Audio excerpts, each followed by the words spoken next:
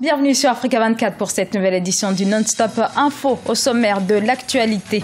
La présidentielle congolaise, c'est dans quelques jours. Le premier tour est programmé au 20 mars. La campagne se poursuit. Focus dans cette édition sur les attentes des jeunes, les jeunes étudiants plus particulièrement. Comment développer la recherche scientifique en Afrique? C'était la grande question au cœur du Next Einstein Forum qui s'est tenu ces 8 au 10 mars au Sénégal. Nous ferons le point dans cette édition. Gaz de schiste, l'Afrique du Sud commencera l'exploration d'ici 2017. Le pays entend diversifier rapidement son approvisionnement énergétique pour éviter les coupures qui affectent son économie. Mais tout d'abord, cette réunion internationale depuis ce jeudi à Bamako, au Mali. Réunion qui rassemble des pays du Sahel. Objectif, la lutte contre le terrorisme avec la mise en place de dispositifs communs pour mieux gérer les zones de frontières dans ces pays où sévissent AQMI, Al-Mourabitoun et leurs alliés.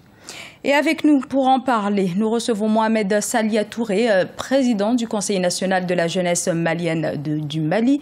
Bonjour Monsieur Touré. Bonjour. Alors, il y a la sécurisation physique d'une part, mais est-ce qu'il ne faudrait pas plutôt que le gouvernement malien mise davantage sur la jeunesse et le développement économique de la région et du Mali plus singulièrement? Tout à fait, et je vous remercie tout d'abord de m'avoir invité sur votre plateau. Effectivement, la réponse à apporter pour stopper le terrorisme dans le monde n'est pas seulement militaire. La réponse ne doit pas seulement être militaire.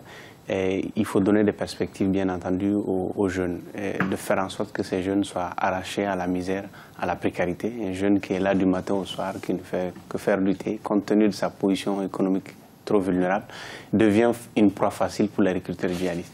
Et je pense qu'il faut aller vers la mise en place de programmes de développement, de programmes qui vont impliquer les jeunes de manière à changer leurs conditions économiques. Et c'est cela que les autorités politiques du Mali aujourd'hui s'attellent à faire depuis l'arrivée du président Ibrahim Boubacar Keïta à la tête du pays, qui est un président, et je veux avoir le courage de le dire, ouvert aux jeunes, un cœur ouvert aux jeunes, qui aime les jeunes, qui aime impliquer bien entendu les jeunes dans les processus de décision. Je pense que c'est de cette façon-là qu'on peut combattre durablement le terrorisme et aller vers bien sûr un pays stabilisé. Pas seulement au Mali, mais tous les autres États d'Afrique qui d'ailleurs doivent effectivement faire la même chose. Et en termes d'embrigadement des jeunes, quel est comment on mesure aujourd'hui, enfin quel est le poids de l'embrigadement aujourd'hui dans le Nord Mali au niveau donc de la jeunesse plus particulièrement touchée par ce fléau? Bon, il faut faire observer que depuis que cette crise a éclaté en 2012 après le coup d'État militaire, et ce sont les jeunes qui sont les premières victimes, les jeunes et les femmes, bien entendu. J'ai souvent coutume de le dire, souvent dans nos ateliers, dans nos rencontres, que la guerre, c'est les adultes qui déclarent la guerre, mais c'est les jeunes qui font la guerre. Donc, c'est les jeunes qui ont payé le plus lourd tribut de cette guerre-là. Que ce soit ceux qui ont été tués, que ce soit ceux qui tuent aussi, c'est ces jeunes. C'est pourquoi il est important, effectivement, de mettre en place très rapidement des campagnes de sensibilisation contre l'extrémisme violent. Pas seulement des campagnes, aller au-delà de ces campagnes-là, pour montrer aux jeunes qu'ils ont un rôle à jouer, un rôle important à jouer dans le développement économique du pays, et aussi les impliquer dans le processus de décision, dans tous les programmes qui sont mis aujourd'hui en œuvre à leur nom. Les jeunes doivent effectivement être impliqués. Et c'est de cette façon qu'on peut soustraire tous ces jeunes-là qui ont pensé à un moment ou à un autre que c'est en prenant les armes et qui peuvent effectivement se faire entendre. Donc, je le disais tout à l'heure, vous êtes le président du Conseil national de la jeunesse malienne du Mali, mais vous êtes aujourd'hui en France. Comment justement la diaspora malienne réagit sur la situation qui prévaut actuellement au Mali? Il faut dire que la diaspora malienne a joué un rôle très très important, a été aux côtés du Mali pendant la crise, après la crise, a aidé à mettre en place des petits programmes, en tout cas, qui ont contribué d'une manière ou d'une autre à augmenter les capacités de résilience des jeunes. Nous, Conseil national de la jeunesse du Mali, nous venons d'ailleurs d'organiser les assises nationales de la jeunesse malienne de la diaspora, parce que nous estimons que le Mali ne peut se développer sans sa diaspora, parce que c'est des jeunes qui sont sortis du Mali, qui ont une expérience, qui ont un savoir-faire, qui ont un savoir-être, et qui peut accompagner le développement socio-économique du pays. Et je pense qu'aujourd'hui, la diaspora malienne jeune, surtout, est à l'avant-garde de cela et contribue et est prête effectivement à revenir au pays pour mettre en œuvre des projets. C'est le sens, par exemple, du programme Entrepreneurship qui va être lancé, bien sûr, qui est une recommandation des Assises nationales de la jeunesse malienne de la diaspora, et aussi d'autres programmes qui vont être lancés pour amener les jeunes à aller aussi vers l'agriculture, vers l'agrobusiness et tout le reste. Donc c'est une jeunesse extrêmement alerte sur ces questions qui se posent donc dans leur pays d'origine, si j'ai bien... Bien sûr, bien sûr. Et nous travaillons aujourd'hui à cela parce que nous constituons l'interface entre les jeunes et l'État. Nous attirons l'attention politique des décideurs que c'est important aujourd'hui qu'on aille vers cela. Comme je l'ai dit, nous sommes écoutés. Parce qu'aujourd'hui, il faut noter que même en matière de construction citoyenne et autres, il y a un ministère de la construction citoyenne qui a été créé au Mali pour mettre une dose de citoyenneté dans tout ce que nous faisons, même si on n'a pas encore un contenu pour cette construction citoyenne-là. Cette demande est venue des jeunes et le président de la République a accédé aujourd'hui à cela. Donc cela veut dire qu'aujourd'hui, ça prouve à suffisance toute l'écoute et toute l'attention dont nous bénéficions des autorités. Maintenant, à nous de faire en sorte que cette diaspora jeune, mais aussi les jeunes qui sont restés au pays, qui n'aspirent aujourd'hui qu'à quitter le pays, leur expliquer que la seule solution, la seule issue possible, ce n'est pas de sortir du Mali.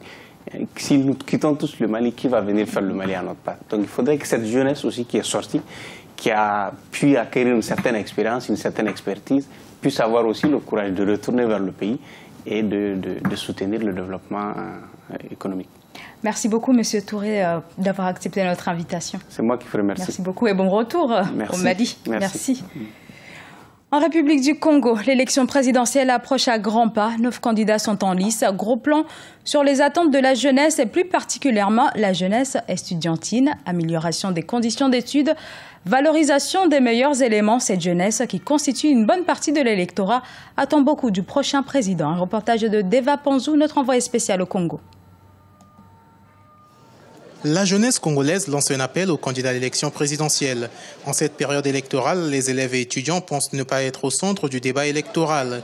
Celle-ci voudrait que le prochain président du Congo porte un regard particulier au sein de cette couche sociale qui réclame des meilleures conditions d'études. Je m'attends à ce que les infrastructures de base, notamment à la faculté de droit, soient vraiment de bonnes conditions, vraiment bien ordonnées, bien organisées aussi. Le jeune est au cœur même de la société parce que le fonctionnement d'un bon État est régi par la bonne condition des jeunes. Les attentes des étudiants et les jeunes congolais en général, c'est mettre le jeune précisément au cœur du débat présidentiel. Parce qu'aujourd'hui, quand on voit les projets de société de tout un chacun, des 9 candidats, les jeunes ne sont pas placés au cœur même du débat, alors que la population congolaise est majoritairement jeune au Congo.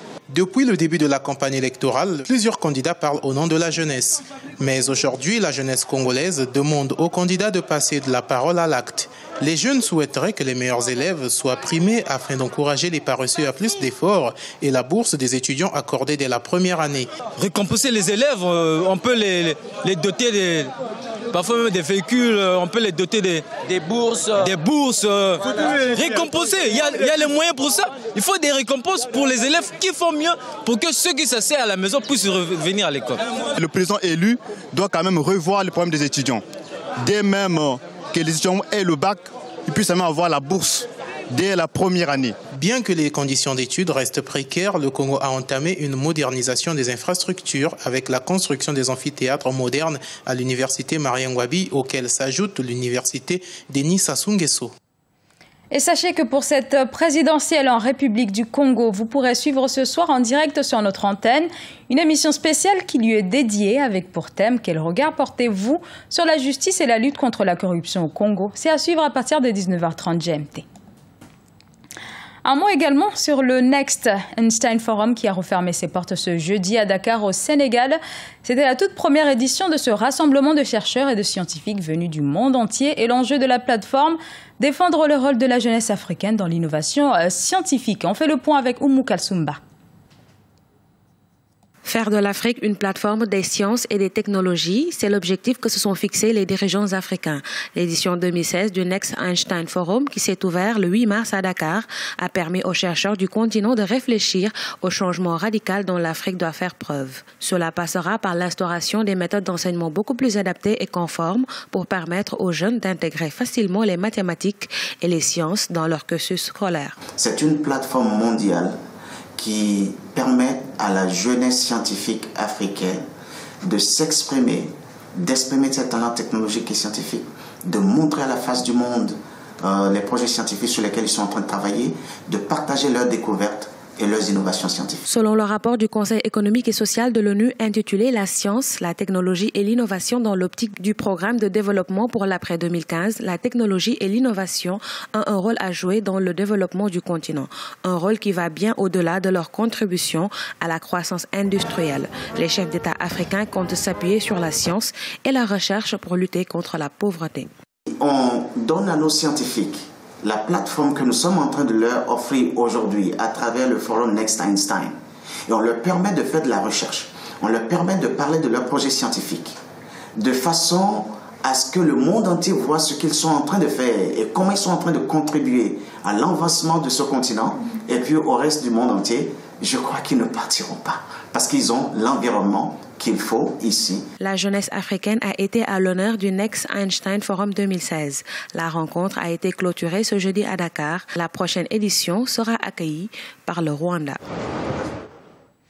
Je vous le disais en titre, en Afrique du Sud, les activités d'exploration pour trouver du gaz de schiste dans son sous-sol devraient démarrer dans les 12 prochains mois. Cette exploration est une manne potentielle pour l'Afrique du Sud, toujours très dépendante du charbon pour faire tourner ses centrales électriques. Alioune Guindo.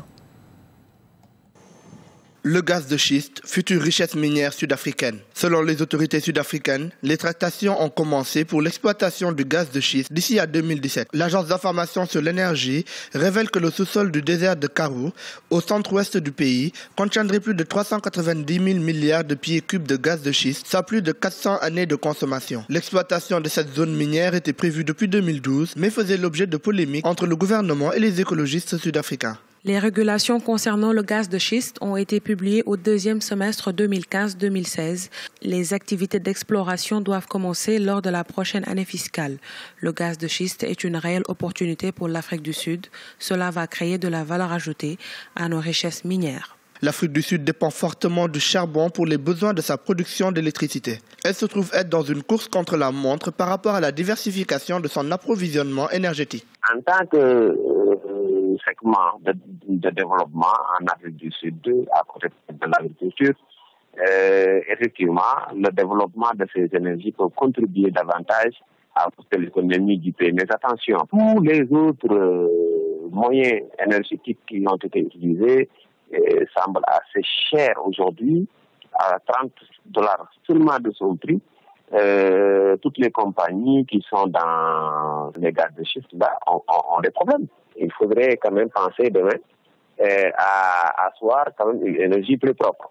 Donc c'est un risque de s'engager aujourd'hui dans le fossile, dans le charbon, etc.